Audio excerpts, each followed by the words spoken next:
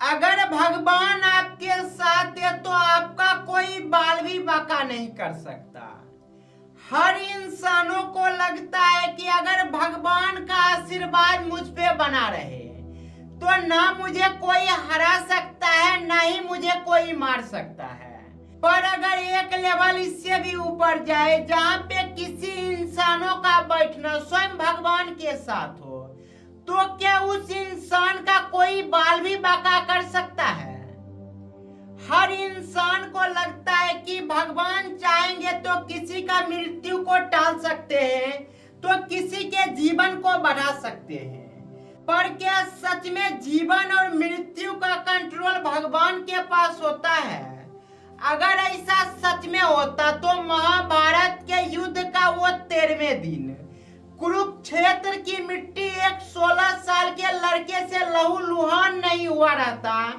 वो 16 साल का लड़का जिसका नाम अभिमन्यु था, जिसकी माता का नाम सुभद्रा था, जो श्री कृष्ण की बहन थी, और श्री कृष्ण के जो सबसे बड़े मित्र अर्जुन थे, उसकी शादी सुभद्रा से हुई, जिसका एक लड़का हुआ जिसका नाम अभिमन्यु रखा गया।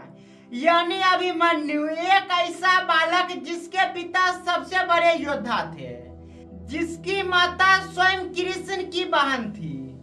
यानी अभिमन्यु जिसके मामा श्री कृष्ण थे, लेकिन श्री कृष्ण मामा होने के बाद भी वो अपने भांजे अभिमन्यु को बचा नहीं सके।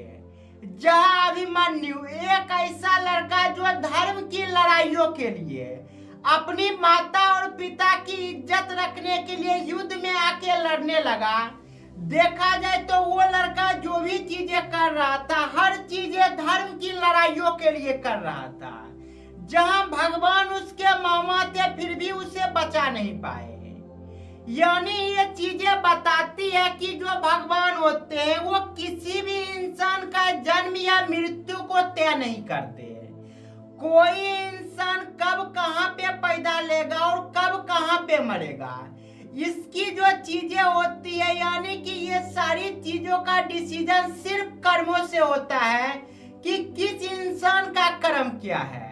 यानी भगवान के साथ किसी का उठना बैठना रहे या भगवानों के साथ दोस्ती रहे, दिन रात भगवानों की पूजा करे, तो भी इन चीजों से कभी भी किसी की मृत्यु न टाली जा सकती है, न किसी की उम्र बढ़ाई जा सकती है। यानी यहाँ पे इन चीजों से आप ये समझ सकते हैं कि किसी भी इंसान की मृत्यु इन चीजों से डिसाइड नहीं होती कि उसका दोस्ती भगवान के साथ है या उसके ऊपर भगवान का आशीर्वाद बना हुआ है।